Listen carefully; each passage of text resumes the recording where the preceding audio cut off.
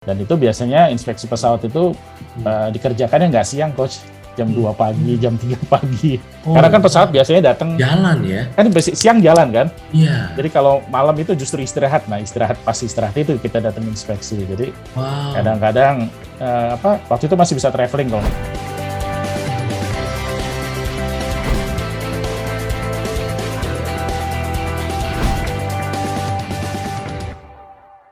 So, strategi Bapak tadi Bapak bilang bahwa pandemi ya kan, terus kemudian ya memang blessing in disguise bahwa mereka mencari orang lokal karena travel restriction ya. Tapi apa spesifik yang Bapak lakukan secara bisnis? Karena kita jasa berarti paling itu adalah service. Jadi dari experience yang tim kita dari experience tim kita itu kita harus olah lagi, kita briefing mereka bahwa mereka sekarang surfing adalah lessor. Itu yang kadang-kadang angle-nya berbeda, tapi basic knowledge-nya sama. Nah, itu yang tahun ini itu yang saya fokus di situ. Jadi kita rekrut banyak yang istilahnya ya some of the best lah di industri gitu ya. Itu kita istilahnya dari diskusi segala macam kita headingnya supaya clear lah kita mau kemana. Jadi mereka bisa surfing klien kita dengan lebih baik, Coach. Itu yang fokus tahun ini sebenarnya. Dan itu sih memang sudah mulai berjalan ke arah yang. Secara marketing and sales, Bapak ada strategi perubahan apa nggak selama 2 tahun? 2 tahun ini nggak banyak, to be honest nggak banyak karena memang ya tadi itu pekerjaan datang sendiri, Coach, yang saya bilang tadi. Nah, jadi tahun 2000 mungkin sebagian kita udah mulai, tahun 2021 udah mulai, tapi memang belum belum optimal menurut saya. Nah, sekarang 2022 ini next year kita mau spesifik market kita bukan kita tinggalkan yang kemarin, tapi kita diversifikasi. Jadi kita mau masuk ke airlines yang medium, yang which is yang technical service-nya itu tidak lebih banyak. Advance. Ya, jadi yang tadi saya bilang kalau ahli engine itu belajarnya pengalaman 10 tahun beda dengan fresh graduate 1 apa 2 tahun. Nah, itu yang kita offer ke mereka, proporsionalnya seperti itu. Oke, wow. Jadi itu yang kita lagi bangun sebenarnya, Coach, untuk yang tahun. Pak Tommy, coba cerita dong yang dulu waktu sebelumnya itu yang susahnya apa sih waktu masih bisnis operator dulu lah ya, bisnis operator lah gitu. Simpelnya sih semua saya kerjakan sendiri sih, Coach, pertama. Jadi gimana kehidupan tuh, ceritain tuh Pak, biar menginspirasi orang yang denger, berarti perjuangannya lewat itu gitu ya. Jadi kalau misalnya mungkin dari sisi pekerjaannya yang biasanya kita kerjakan kalau kita inspeksi itu inspeksi pesawat, ke pesawatnya, ke pesawatnya sendiri, terus kemudian kita inspeksi rekord dari pesawat itu, dan itu biasanya inspeksi pesawat itu dikerjakannya nggak siang, Coach, jam 2 pagi, jam 3 pagi, karena kan pesawat biasanya datang jalan ya, kan siang jalan kan, jadi kalau malam itu justru istirahat. Nah, pas istirahat itu kita datang inspeksi. Jadi kadang-kadang waktu itu masih bisa traveling kalau nggak salah. Memang traveling enak sih ke Singapura, Coach. Cuman kerja dari jam 12 sampai jam 5 pagi gitu. Wow. Jadi saya balik jadi waktunya. Berarti memang kadang-kadang begitu. Karena bukan kita yang ngatur pesawat, tapi pesawat yang ngatur kita bisa datangnya kapan gitu, Coach. Wow. Jadi itu intinya seperti itu, kita masih hands on. Terus kemudian pada waktu bisnis sudah mulai berjalan, sebagian pekerjaan inspeksi sudah bisa saya share saya ini ke teman-teman yang ke tim yang lain. Tetapi kan seperti mengurus human capital, ngurus invoice, finance masih dikerjakan sendiri gitu, Coach. Jadi akhirnya dari situ kita mulai bangun satu-satu kakinya tadi, Coach, kaki mejanya tuh mulai kita bangun satu-satu. Luar biasa. Berikutnya akhirnya saya punya human capital chief people officer. Jadi kita udah mulai soal urusan rekrutmen, urusan kontrak, urusan semua dia yang handle. Artinya itu pun juga dari hanya kontrak biasa, akhirnya kita sekarang sudah kontrak yang mengikuti peraturan di Indonesia. Jadi ada BPJS, ada kontrak PKWT ya, lebih proper lah, Coach, gitu loh. Jadi udah mulai itu, kemudian udah mulai punya chief komersial, terus kemudian akhirnya yang terakhir ada sudah punya chief financial, CFO, dan terakhir yang saya lepas adalah pekerjaan finance. Itu terakhir yang saya lepas, Coach.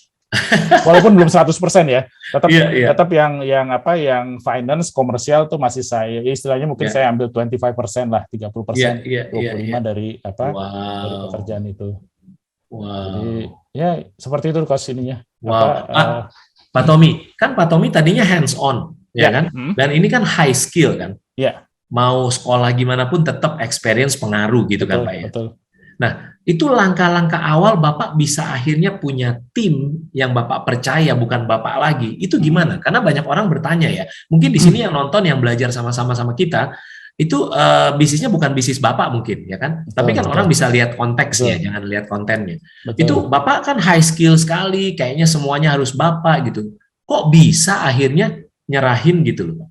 Jadi memang pertama kita mesti cari yang istilahnya pengalaman dan modalnya cukup. Jadi modal experience-nya cukup. Yang tadi saya bilang, kadang-kadang pekerjaan itu skill-nya sama, cuman how to do it-nya yang beda. Atau view-nya beda. Jadi kalau mungkin kalau inspeksi pesawat, kalau waktu dia di airlines, dia inspeksinya seperti ini. Tapi kalau di sisi lessor, dia inspeksinya seperti ini. Itu yang saya sharing ke mereka. Atau menghandle istilahnya menghandle lessor seperti apa. Mungkin yang meeting mereka pasti sering berhadapan dengan klien, dengan apa, tapi untuk menghandle lessor seperti apa. Nah, itu yang saya lebih banyak brainstorming Coach. Jadi dari situ kita ngobrol, sharing knowledge. Nah, saya mau rewind dulu ke depan, lebih depan lagi. Jadi banyak pemilik bisnis yang saya juga mau cari orang bagus kata dia. Tapi mau datang aja ke tempat saya nggak ada tuh, gitu kan? Itu apa yang Pak Tommy lakukan berbeda? Kalau saya kalau saya lihat dari visi kita. Jadi kayak tadi saya bilang, kita punya cita-cita, kita punya visi, kita mau seperti ini. Jadi mungkin jadi seperti kita jualan nih. Kita maunya seperti ini. Jadi kita banyak dari network saya Coach. Jadi dari networknya ternyata ada yang berminat, dan dari situ ya ngobrol, kita sharing visi. Dan alhamdulillah tuh banyak yang klop gitu Coach. Dari situ, dan banyak yang beberapa dia resign bukan karena memang dia resign duluan. Itu kan beda ya. Resign karena resign terus dia cari pekerjaan, dengan dia resign karena memang mau join. Itu kan beda. Jadi kita lihat dari situ Coach. Jadi kebetulan dengan partner saya kita coba cari, dan ya alhamdulillah banyak yang seperti itu, dan memang saya lihat memang GPR-nya belum bisa dipakai Coach. Tapi untuk next generation, karena kan tadi saya bilang next levelnya, jadi dari situ kita bangun benar-benar dari nol. Jadi kita bangun timnya seperti yang kita mau gitu.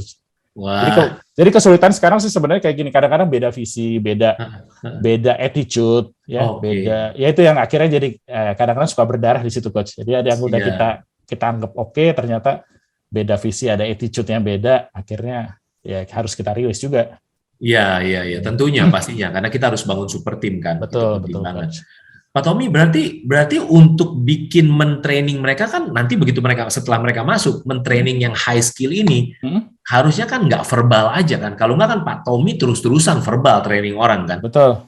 Ada yang Bapak lakukan berbeda? Jadi kita training, kemudian saya minta mereka untuk dari yang mereka dapatkan, coba buatkan proses seperti apa. Terus kemudian dari situ saya lihat artinya sebelumnya saya masih dampingi dia, misalnya tadi itu untuk manage project saya masih nempel. Akhirnya dari situ kan kita bisa belajar, ada kesalahan, ada feedback, dari situ kan dia belajar, dan dia mulai manage timnya. Dari situ udah kelihatan dia mulai ada proses yang terbangun. Jadi ada proses yang kita bangun di situ. Jadi sebenarnya lebih ke situ, dan memang kalau dari sisi SOP segala macam still long way to go Coach, to be honest. Tapi udah start lah ya. Betul, karena saya pikir ini kan tadinya benar saya coba paksakan untuk bikin SOP, tapi karena ini unik dan high skill ini yang agak sulit, tapi artinya makin banyak yang tahu caranya, dari situ kan makin banyak nanti idenya yang masuk, instead of saya sendiri yang nulis. Jadi betul. Jadi menerima, menulis kan beda ya. Nggak akan selesai. Maksudnya akan terus evolve ya. Tapi that's good. So that's why makanya ini bisa ditinggal sampai 1,5 bulan. Ini makanya mukanya bahagia sekali nih kayaknya. Ntar malam beneran ini Pak ya berangkat. Beneran ntar malam Coach. Tadi waktu dikasih waktunya nih kayaknya pas. Hampir saya mau tolak teman. udah nggak usah lah. Ini kalau karena jam 4 masih oke. Kita ini kesempatan ngobrol nih jarang sekali, jadi ya. Wow, harus jarang sekali. Belum pertama kali ngobrol sama Pak Tommy kayaknya. Iya, keren. So, kalau gitu pembelajaran Bapak selama ini bangun bisnis, Bapak udah ngalamin sendiri dari bawah, self-employed, bikin jadi bisnis operator, naik lagi bisnis manager, sekarang lagi terus mau naik kelas jadi bisnis owner beneran ya, entrepreneur sejati ya. Apa kira-kira pembelajaran yang bisa Bapak bagiin buat mereka yang lagi bangun bisnis? Mungkin ada yang masih di bisnis operator, mungkin ada yang masih di bisnis manager, belum jadi bisnis owner beneran gitu loh, Pak Tommy. Apa pembelajarannya? Ya sebenarnya kalau saya sih keep learning aja coach, dan fokus kepada apa yang kita strong point kita. Kadang-kadang kalau saya ngobrol dengan coach dibilang strong point saya ada dari operation. Jadi akhirnya operation itulah saya beresin duluan. Jadi operation berjalan artinya one thing selesai, ya kan? Fokus ke situ. Berarti kan tapi tetap masih ada urusan masih ada di human capital, di finance, di macam-macam lah coach ya, di marketing sendiri. Nah itu yang berikutnya kita manage itu. Jadi mungkin saya bilang manage itu bisa gini, mungkin bisa kita kerjakan sendiri, hire orang, atau bisa kita ini. Jadi mungkin sekarang kan banyak seperti financial contohnya. Jadi awalnya saya tadinya sebenarnya rencana mau meng-hire orang, tapi akhirnya meng-hire tim. Akhirnya saya temukan service yang bisa memanage accounting, financial tax, which is outsourcing lah ya. Outsourcing. Jadi dan itu price-nya sangat-sangat ini coach, sangat-sangat terjangkau. Jadi harga istilah salary 1 bulan 1 orang mungkin fresh graduate lah ya. Itu kita dapat software ya, kita dapat accounting ya, kita dapat pajaknya ya, which is cukup lah untuk waktu itu untuk start ya. Jadi mungkin itu ya, kita coba cari tahu, kita coba istilahnya ngulik lah apa yang bisa kita kerjakan, atau misalnya kalau ternyata proses ini kalau pakai software ini mungkin mungkin saya kadang-kadang saya senang mencari software atau platform yang bisa kita pakai untuk manage project gitu ya. Mungkin pakai ini bisa kita pakai, ya kita coba pakai. Jadi ya ini aja, keep searching aja kalau saya bilang sih coach ya. Dan kadang-kadang kalau misalnya kita lagi merasa down gitu, cuman kadang-kadang saya suka bilang ngobrol ya kayak Coach Yohanes saja mulai dari 0 sampai bisa begini kan nggak cuma setahun kan Coach?